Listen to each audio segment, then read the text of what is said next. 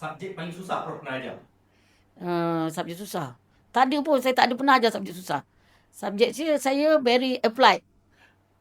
Oh ya, Prof. Pernah tersalah fakta depan student? Tak pernah. Saya sebelum pergi kelas atau apa-apa, saya akan baca. Saya memang jenis baca dulu sebelum every time saya pergi kelas.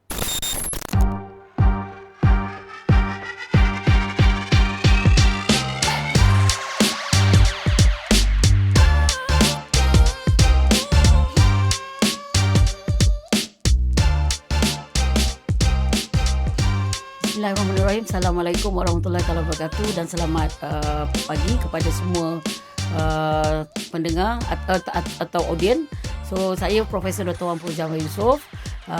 Buat masa ini saya adalah pengarah UTHM Bitara, atau kita panggil dalam bahasa Inggerisnya Advanced Center for Continuing Education, satu pusat yang mengendalikan satu one-stop center yang menguruskan program-program pembelajaran berterusan di UTHM. Saya telah berkhidmat di UTHM lebih daripada 25 tahun dan sekarang ni di penghujung karier saya sebagai staff UTHM. InsyaAllah Julai ni akan pencen. So pagi ni saya akan berkongsi dengan semua mengenai pembelajaran berterusan atau lifelong learning, apa yang berlaku di negara sedikit dan juga apa yang UTHM buat untuk membantu masyarakat negeri Johor dan juga negara ke arah ekonomi dan pembangunan masyarakat.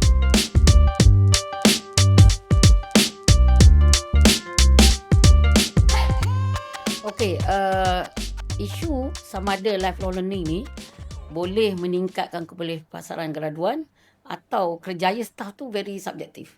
Contoh kalau kita bercakap perspektif student, kita memang sediakan berbagai program, berbagai aktiviti latihan di UTHM. Contoh kita ada PTU, Pusat Teknologi Usahawan, menyediakan lifelong learning dalam aspek keusahawanan.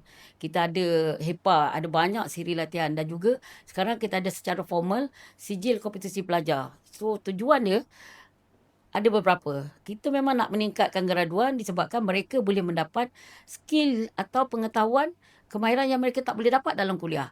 Contoh kalau pelajar tu kita nak meningkatkan dia punya kebolehan tujuannya satu, kebanyakan pelajar lemah dari segi aspek soft skill. Soft skill ni sama ada komunikasi, leadership, team building. So itu juga kita buat berbagai program-program berkaitan untuk mereka, bila mereka bekerja untuk pelajar ni, mereka akan lebih terampil dan ada banyak soft skill ni. Jadi dengan secara tak langsung bila mereka menghadiri interview, mereka boleh confident bercakap. Dan pelajar yang ada skill-skill tertentu yang additional ni, biasanya company dia akan tengok. Dia akan tengok dulu sama ada betul tidak budak tu, student tu akan menjadi studi yang lebih baik daripada lain. So benda tu di-evaluate oleh company the moment dia nak offer student tu bekerja. So kalau staff ni, of course ada staff yang ada organisasi yang belajar, dia mewajibkan staff tu melanjutkan belajar sebab untuk kenaikan pangkat. Contoh kalau you berada di skim PTD contohnya. So dia dah jadi macam satu syarat naik pangkat. Tapi kat UTHM ni tidak lagi begitu kecuali staff akademik. Kalau tak ada PhD, so you tak boleh naik pangkat begini. So staff ni di samping tu staff juga boleh meningkatkan dia punya diri, dia punya confidence level, dia punya skill-skill yang lain yang boleh meningkatkan prestasi mereka. So benda-benda ni dia ada aspek tertentu. So banyak perspektif yang boleh dibincang kalau kita kata kenapa lifelong learning ni penting untuk pelajar dan juga untuk staff. So banyak venue ya, bukan hanya satu. Bagi saya very wide. Cuma kadang-kadang kita sedar atau tidak. Itu saja isunya.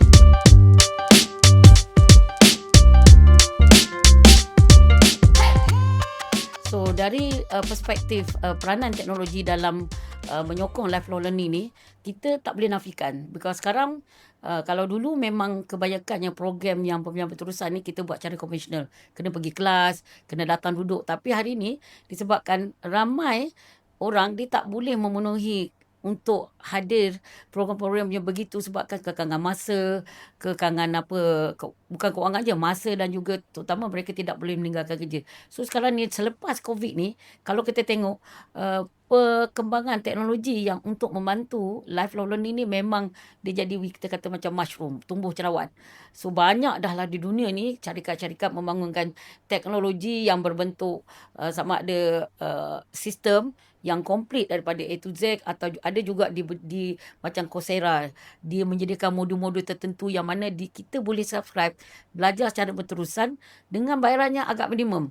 Ada banyak benda tu, contoh UTHM pun dah ada. Cuma UTHM ni kita belum go for commercial modul-modul yang kita dah buat, dan ini semua dalam proses. Dan kalau kita tengok sekarang, kenapa kerajaan atau MQA telah meluluskan semua program sama ada di peringkat diploma sampai ke PhD untuk ditawarkan secara ODL, Open Distance Learning. Kenapa? Sebab mengambil kira teknologi tu boleh dibangunkan, dah sedia ada dan boleh dibuat, dan mengambil kira ramai yang tidak boleh melanjut pengajian sekiranya ditawarkan secara konvensional. So teknologi ni dah jadi macam satu part and parcel keperluan untuk memastikan lifelong learning ni dia sustain. Contoh kata UTHM, kita dah ada dah ODL sistem di bawah CBL, kita dah ada OTA, kita ada courses yang di bawah open source tu yang kita dah bangunkan untuk membolehkan pelajar. Sekarang target kita ada pelajar, belum lagi pada orang luar, untuk mendapat continuous punya knowledge, skill dalam bidang-bidang yang mereka perlukan.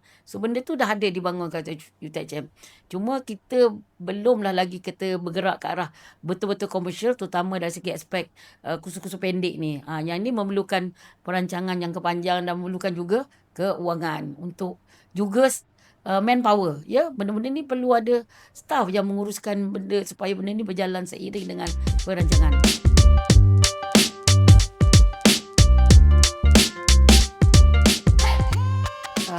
Apakah visi UTHM ya untuk menjadikan lifelong learning satu agenda utama UTHM? So kita di UTHM Bitara dalam proses menyediakan satu perancangan strategi untuk lifelong learning UTHM 2026 hingga 2030. So yang mana dalam perancangan strategi itu kita dah membuat satu perbincangan. Kita berhasrat UTHM Bitara, bagi pihak UTHM bersyarat untuk menjadikan UTHM ni sebagai salah satu pusat lifelong learning yang terkenal di peringkat negara dan antarabangsa. Terutamanya kita akan berhasrat untuk menjadi satu pusat pembelajaran berterusan atau PSA yang menawarkan banyak program-program teknikal atau TVET sesuai dengan niche area UTHM. Itu perancangannya. Cuma perancangan tu berperingkat-peringkat, dan insyaAllah di peringkat UTHM Bitara kita dah menyusun perancangan tersebut berdasarkan 5 jabatan. So itu 5 jabatan yang dibuat di bawah Bitara adalah selari dengan hala tuju universiti. Kita ada satu jabatan akademik penjenjang berterusan, yang mana jabatan ni menyediakan satu, kita menguruskan atau menyediakan apa juga keperluan untuk pembangunan lifelong learning atau program di luar daripada UTHM, sama ada di dalam negara atau di luar negara. Yang kedua, kita ada jabatan latihan. Yang ni satu jabatan yang dari dulu UTHM dah ada, dan kita bangunkan banyak program-program profesional, program latihan jangka pendek, dan juga ada juga program latihan yang dibuat secara percuma, yang mana latihan ni banyak ada keperluan industri dan juga ada juga yang kita buat secara percuma tu demi untuk meningkatkan pengetahuan, kemahiran komuniti. So dalam proses ni fokus kita adalah menyediakan professional program yang ada kaitan dengan TVET, UTHM punya niche area. Yang ketiga, kita ada jabatan Macro Credential, yang mana yang ni adalah satu jabatan yang selari dengan hala tuju KPT. Kalau semua nak tahu, KPT telah pun melancarkan rancangan pendidikan tinggi Malaysia yang baru pada bulan Januari, yang mana dalam lonjakan 8 tu memang ada dinyatakan dengan jelas iaitu lifelong learning aspect, lonjakan 8 flexible education. Dan di bawah flexible education tu, setiap universiti perlu menubuhkan satu pusat dan mengadakan program yang berkaitan dengan macro credential dan juga menggunakan kemasukan apel. Itu jabatan ni menguruskan stackable degree atau apa juga macro credential. Tetapi disambut juga oleh satu lagi jabatan lain yang kita namakan pusat apel, jabatan apel. So yang ni kita dah buat dah daripada 2018, dan UTHM punya pusat apel tu adalah satu pusat apel yang sering menjadi rujukan di peringkat KPT dan MQA, dan yang ini adalah menyediakan platform untuk masuk belajar tanpa ada kelulusan akademik yang kita kata secara formal, tapi boleh lompat. Contoh, kalau you ada diploma dengan pengalaman umur 30 tahun ke atas, apel A level 7, T7, Kalau orang swasta ke kerajaan ke boleh lompat daripada diploma terus kepada masters. Dan dari degree terus kepada PhD. Yang ni semua platform ni memang telah pun sah di peringkat negara dan diluluskan oleh OMQA. Yang ni banyak kita buat sekarang ni. Bitara buat untuk industri dan juga untuk industri lain. Dan kita ada jabatan ODL lah sekali. So jabatan ODL ni di Bitara kita bangunkan kursus-kursus atau program-program yang berkaitan dengan open distance learning yang mana menyediakan peluang untuk individu di dalam atau di luar negara untuk mereka meneruskan pengajian di peringkat lebih tinggi tanpa perlu hadir ke kuliah. Semua kita gunakan sistem. So kita dah ada sistem ODL yang dibangunkan di UTHM di bawah CBL. So benda ni dah available. Cuma perancangan akan datangnya kita akan bekerja sama dengan agensi atau institusi strategic partner untuk lebih agresif ke arah kita kata untuk memastikan lifelong learning UTHM ni lebih terkenal dan sustain di masa akan datang. Dan juga membantu untuk UTHM ni menjana pendapatan jugalah, bukan kata untuk kita offer saja. Yang ni part and parcel daripada perancangan jangka panjang yang kita sedang buat. InsyaAllah jika ini berlaku, UTHM akan ada satu continuous dan juga kalau dibuat betul boleh jadi terkenal juga di Malaysia dan antarabangsa.